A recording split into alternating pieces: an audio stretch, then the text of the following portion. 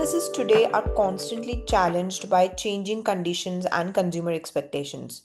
Fortunately, there is still a thorough way to transform the company and provide product offers electronically, that is, to move your business to e commerce with an advanced e commerce ecosystem. Whatever your business is, e commerce offers exciting new potential to expand and gain a competitive advantage.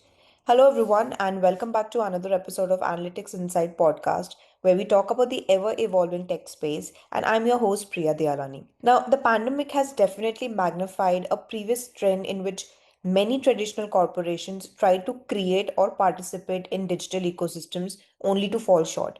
These ecosystems consist of interconnected sets of services through which users fulfill a variety of cross sectoral needs in one integrated experience. Today's dominant ecosystems were launched by giant tech companies, which have used hyperscale platforms to compete with, disintermediate, and often substitute for the offerings of traditional competitors by controlling customer interfaces and control points such as search, advertising, and messaging. So, how do these new ecosystems work? To shed light on this, let's welcome Samir Kanodia, Managing Director and CEO of Lumina Datamatics. Hi, Samir, how are you doing? Very good, Priya. Thank you so much for having me on this podcast. Great. It's a pleasure to have you today on our podcast. And of course, we are going to talk a lot around e-commerce, around the publishing industry, how the e-commerce industry is going to change in the coming years, or what companies should be doing in order to survive in an era which is truly, truly driven by online shopping and e-commerce platforms. But before we dive deeper into our conversation, we would like to know more about Lumina Datamatics. It would be great if you could, brief us about the company, its specialization, any particular solution the company is offering. Well, Lumina Datamatics is a global content and technology partner for publishers and retailers. We provide end to end content services, e commerce support, and technology solutions. Our clients include nine of the world's top 10 largest publishers and three of the top five global retailers. We are amongst the five largest players in the industry. We have about 7,000 employees and we have got operation locations across India. We also have a presence in the Philippines, in Europe, and the USA. Great. Thank you for that wonderful introduction, Samir. Very crisp and very on point. And I'm sure our listeners definitely now have a clear understanding of the foundation you're built on. And, it sets the perfect stage for us to dive deeper into today's conversation. Let's move ahead and, explore more about your expertise, Samir. You have more than 20 years of experience in the publishing industry and, serving across different objectives and goals. But we would like to know more about you, Samir. How has your journey been till date? And what exactly is your role and contribution towards the company? Well, it's been an exciting journey over the last 3 decades. I have been with the company for more than 30 years. I'm part of the promoter family. As the managing director and CEO, I provide the necessary strategic direction towards the overall growth and well being of the company. So I generally work very collaboratively and draw conclusions in a very consultative manner. The decisions that are taken at the helm have got long term impact and have a compounding effect. So at a macro level, I focus on three imperatives. I always look ahead of the curve. We setting the product and platform roadmap that moves us from being a service company to a solutions led partner. Scaling intelligently, we invest in global talent and a delivery capacity globally. As I said, we've got multiple locations or operations in India. We also have a presence in the US, in Europe, and the Philippines. And of course, finally, building on trust and scale. So our customers treat us as partners and we share a mutually rewarding relationship. So we have remained financially sound. We have invested in technology and have made significant acquisitions. At the same time, we have remained quality conscious. We have gained market share and we have maintained the highest levels of governance. We take our acquisitions very seriously. We grow organically and inorganically, and we made some very strategic acquisitions the last few years. My proudest moment has been that the culture in Lumina Data Management is quite different from most organizations. We have a sense of ownership across 7,000 employees and 7,000 professionals worldwide. We have decentralized the entire decision making process so people feel empowered to do the right things for the organization. Great, that's wonderful to hear, Samir, and thank you for sharing that. It's pretty clear that your role goes far beyond just the core responsibilities. It's more about driving impact and shaping the vision of the company. Truly a very inspiring journey, I must say. Building on that, let's dive into our core conversation today. Now, people still want the TV and movie experience offered by traditional studios, but social platforms are becoming competitive for the entertainment time and even more competitive for the business model that studios have relied on. Now, social video platforms offer seemingly endless variety of free content, algorithmically optimized for engagement and advertising. Now, they will make or adopt or integrate advanced ad tech and AI to match advertisers with global audiences, which is now drawing over half of US ad spending. So, what are some of the emerging business opportunities you are currently witnessing in the e commerce and digital content ecosystem? So we are largely in the space of providing content to the world of publishers and to the world of e-commerce. We also provide them software solutions. Now, the next wave of opportunity that we see is not necessarily volume, but it's all about intelligence. So some of the themes that define the future, in my opinion, are AI-driven content automation, automation tasks like tagging, alt text, editorial pre-flights to compress workflows and improve quality. I think that's going to be one important part. The other equally important part, I think, will be domain specific training data. So enterprises are realizing generic data isn't enough. They need high quality curated data sets to power AI models with accuracy and trust. And finally, I think it's going to be a knowledge driven retail. So we link product content, buyer intent, and channel rules to drive conversation, reduce returns, and improve the customer experience. At Lumina Datamatics, we are investing in these areas through various platforms and proprietary tools. Our clients want quicker launches, better discoverability, more measurable growth, and the real opportunity lies ahead in all these things. Definitely. I think that was pretty much, on point, I would say. And it is very fascinating to see how the e-commerce and digital content ecosystem is not just expanding, but, it's evolving in ways that is blurring the lines between commerce, content, and community. I think you mentioned about the AI-driven content automation and ensuring that we have domain-specific training data. I think that will definitely help us create more immersive experiences and that I mean it is kind of fascinating to wonder about the role of technology and innovation that is fueling this transformation. When we're talking about the e-commerce market, Samir, I think if you talk about the e-commerce market in India, it is booming. And as a result, organizations are investing heavily in mobile apps to provide seamless experiences for their users. I came across a recent study which found that 81% of Indians use their smartphones for online purchases. And furthermore, 5 in 10 Indian customers almost always or frequently use their smartphone in store for price comparison or to view live product reviews. But the other side is that customers are also demanding good experiences around the clock. You probably have, if there's slow loading times or there is lack of adequate online payment options or unsolicited notifications, I think they can turn a loyal customer into a very frustrated one pretty fast. So what are some of the persistent pain points you observe across global and Indian e-commerce players that remain underserved, and how Lumina Datamatics is positioned to solve them? Well, you brought out a very pertinent point in the beginning that the internet penetration is very high in India and is actually growing. So, as a percentage, of course, is doing very well compared to the rest of the world. But also in done countries like in the US and Western Europe, the number of people on the internet is far larger as an absolute number relative to a percentage. Adding to that, Lumina Data Management really operates more on the international marketplace and not necessarily in the domestic marketplace. But having said that, I think the pain points are very similar, very surprisingly. So the pain points are same across boundaries. So whether it is USA or Europe or India, I don't think it really matters. The shoe pinches in the same places. So they relate to a fragment. The issues with the e-commerce space is that they have fragmented product data, inconsistent taxonomy, accessibility gaps, and slower seller onboarding. So these issues translate to delayed launches, compliance risks, low volumes, low revenues, and not very good customer experiences. So our approach is overall has been quite multifold.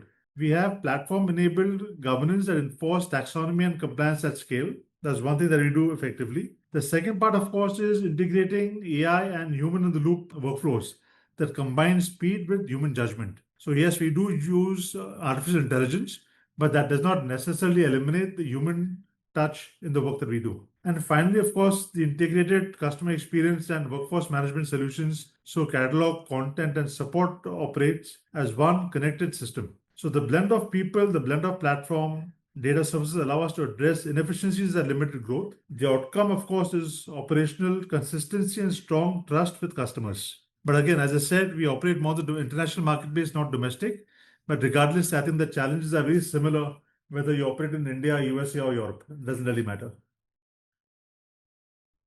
Definitely, and I think I'm glad to understand that, the pain points are same across boundaries, and India is equally positioned in and aligned with the other countries in terms of the challenges that we are facing today. So I think whether we're talking about customer engagement issues or good customer experiences that we want to deliver, I think they will continue to affect the industry despite how we are moving towards a more future oriented industry. And of course, with Lumina Datamatics in the picture, I think I'm glad to know and understand that you aren't just identifying these gaps, but also actively positioned yourself as a partner to e-commerce players with solutions that are both scalable and future ready. And of course, when you're talking about blending of people, platform, and processes, the right set of tools and people and processes definitely make a huge difference in terms of innovating more solutions and solving these pain points. Moving ahead, for example, I think a lot of people have been here before. You are merchandising for a fast growing brand. Your day to day goals are clear: boost conversions, delight customers, and earn more revenue fast. And you propose more dynamic product bundling on your site so that buyers get to choose specific product options to bundle together instead of having fixed pre selected bundles. Now, as an idea, I think everybody is on board. But as your merchandising and marketing team starts to set up your site to support these dynamic bundles, you find yourselves adding hundreds or even thousands of stock keeping units, the SKUs, to accommodate for every potential bundle variation. And of course, alarm bells go off as your boss or boss's boss asks you, can we really afford to add all these SKUs? So I think you and your team are experiencing a dreaded SKU explosion. So, and of course, we know that, the SKUs are exploding, and with that explosion and, the rapid onboarding of sellers, how do you manage quality control at scale?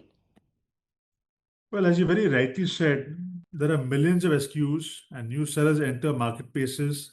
A single error can erode confidence. So, our approach combines the best of automation and human expertise. So, of course, we use AI, we also use human intelligence to ensure that things don't get messed up. The AI driven checks catch inconsistencies instantly, while our experts focus on the edge cases where this judgment matters.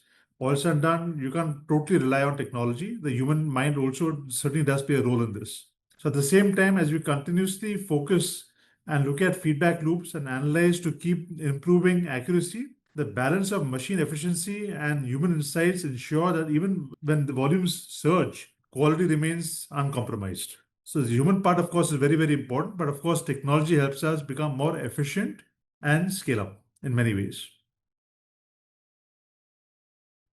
Truly, I agree with you. I think when you're talking about managing quality control at scale, I think in today's era, we have this sheer number of SKUs. I think, automation and human intelligence definitely both play a very important role with, the AI powered automation, probably, where they can make sure catches inconsistencies. I think on the other hand, we also need human input where critical judgment is required. And I think that is where most of the organizations, fail because they kind of, I think, entirely rely on automation or AI driven solutions, which is perfectly fine to some extent. But then I think later on, we definitely need human input in terms of growing and ensuring that the decisions that we are taking are aligned with the company's overall growth. Moving ahead, as consumers increasingly adopt digital technology, the data they generate create both an opportunity for enterprises to improve their consumer engagement and a responsibility to keep consumer data safe. Now, these data, including location tracking and other kinds of personally identifiable information are immensely valuable to companies. And many organizations, for example, they use data to better understand the consumer's pain points and unmet needs. And these insights are definitely needed, to develop new products and services or to personalize their advertising and marketing strategies. So how do you approach data security and compliance, especially when you're handling large volumes of client-side product and consumer data? So you brought out a very pertinent point. How do you ensure data security? And data security is, in my opinion, fundamental to trust. Now, when we talk about data security, it's not necessarily doing things on the web or something of the nature, but how do you ensure personal data is secured? How do you ensure financial data remains secured? So at Lumina Datamatics, data security and compliance are embedded into our operational model. We are ISO 27001 certified, which means that our practices are independently audited at the highest global standards. We ensure all projects follow a rigorously documented information security policies with clear access protocols, ongoing internal audits, and regular employee training. So we take this in a very serious manner so there are no loopholes and data security is not lost in any which way. We maintain transparency with our clients. If they require any specific contractual controls or additional reporting, we adopt to these needs as well. There's the flexibility combined with the certified security posture ensures client knows their data is handled responsibly, consistently, and with integrity. Glad to know about that, Samira. And, I think when we're talking about data security and compliance are indeed non-negotiable in today's landscape, especially with the growing regulatory frameworks and the sheer volume of sensitive, business information we are dealing with. Just like a follow-up question here is when you're talking about how the company has positioned itself in terms of ensuring data security and compliance, are there certain steps that you take or certain aspects that you ensure when defining these data security and compliance strategies? Well, we ensure that all our data is in a secured network. So that's something very, very important. What's equally important is that we also educate and train our staff to handle this data in a secured manner. So when data goes from point one to point two, we ensure that our networks also make sure the data is not lost in some sense. We ensure that's done in a very secured manner where data protection is very safe and customers are not threatened by any which means.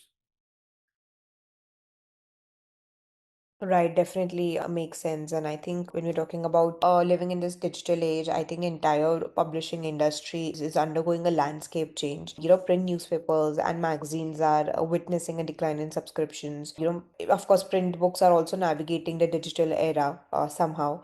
But the industry contributes to India's economic development overall, not only by promoting the learning and education, but also by creating employment for more than 1.2 million people. An increase in enrollment rate in institutions, government initiatives on education, and an increase in the overall education expenditure. I think all of these are the key growth drivers for the Indian publishing industry. While I understand, Samir, that Lumina Datamatics caters to more of the global atmosphere and landscape in terms of serving your clients in the publishing industry, I want to understand: do you feel that Indian firms have that capability still in terms of shaping the future of digital publishing and content tech globally? Again, I look at this at a very macro level. What's happened is that over the last 50 odd years, the IT industry contributes to about 7.5% of India's GDP, and it has contributed to more than 5.5 million jobs. India has become a global IT powerhouse. So India is no longer just a back office for publishing or any other industry. It has become an innovative lab for the entire world. That's the way I look at India. So for decades, Indian firms powered global publishing and content operations with scale and skill talent. However, the future is about intellectual property, AI, and platforms. What excites me is the shift from execution to innovation. Indian companies are now designing cloud native platforms, embedding generative AI into editorial and catalog workflows, and creating SaaS products that are now not just used by global publishers but trusted by them at enterprise scale. So, Lumina Datamatics, we have made the shift. Our proprietary platforms reflect how Indian firms can productize decades of domain expertise into scalable technology. So, combine that with India's unmatched talent density, and entrepreneurial energy, we get a model where India doesn't just deliver publishing solutions, it architects the future of content tech worldwide. So I think India has gone a long way from what we thought it was earlier and where we stand today in the world of technology. Definitely, and I think that's a very interesting perspective that you share that, some of the capabilities that or the strengths that India as a overall country has. I think it's great to understand that how they can, capitalize on these strengths and ensure that they're actually driving innovation in scalable tech solutions. And it what really stands out is the way the Indian publishing companies are bridging diverse markets and audiences and proving that India is uniquely positioned to shape the next phase of content technology worldwide. And I think our listeners will agree that this is a space to watch closely as the ecosystem continues to evolve. So, one last question for you, Samir. Lumina Datamatics is a global content and technology solutions providers, and of course trusted by leading publishers and retailers, like you mentioned. And with your AI powered platforms like Blue Pencil and structured content workflows, I think the company's position itself for faster and smarter publishing. Looking ahead, what are certain strategic priorities or future plans for Lumina Datamatics? So when I reflect, I think our future is anchored in one principle, which is delivering measurable outcomes to our clients. So as I'm looking ahead, we are focused on a few strategic areas. So we want to strengthen our platform ecosystem, continue to invest in proprietary platforms and make publishing workflows more intelligent, accessible, and efficient. We need scaling global delivery and domain depth. Following the successful launch of our Philippines center and our acquisition of TNQ Tech, we will keep expanding our responsibility to provide resilience and speed at scale. This extends not just to publishing, but also to large scale e commerce operations where accurate, high velocity content management is critical. And then, of course, depending on trust and compliance, making accessibility, transparency, and security an integral part of every engagement so clients not only achieve efficiency but also meet global standards with confidence. So at a broad level, what I'm really going to focus on is scale and technology. I think if we combine the two together, I think you got the whole world. Definitely. And I think with our today's conversation, navigating the emerging digital landscape will not be easy. But it is also one of the golden keys if you talk about India's future growth and prosperities. Of course, when you're talking about the opportunities, unlocking them will be a challenge for the government or for businesses large and small, or for even an average individual Indian. But there will be gains along the pain. But if India can accelerate its digital growth trajectory, the rewards will be palatable to millions of businesses and hundreds of millions of its citizens. Thank you so much, Samir, for taking out the time and effort to be on a podcast today and helping us understand that we will be witnessing a large change in the e-commerce and digital content ecosystem in the coming years. And by implementing effective solutions which are tailored to certain needs and challenges, businesses can create a seamless shopping experience that can meet customer expectations. With any specific solution required, I think Lumina Datamatics is at the forefront of it. So thank you so much. It was lovely chatting with you. Pleasure. Great. This is for our listeners. I hope you enjoyed today's episode and learned more about the digital content ecosystem. Don't forget to, share it within your network and spread more awareness and let us know what is something that you would like to hear about in a next podcast episode. Until then, you can view all our previous podcasts on Spotify and other leading platforms. Thank you so much.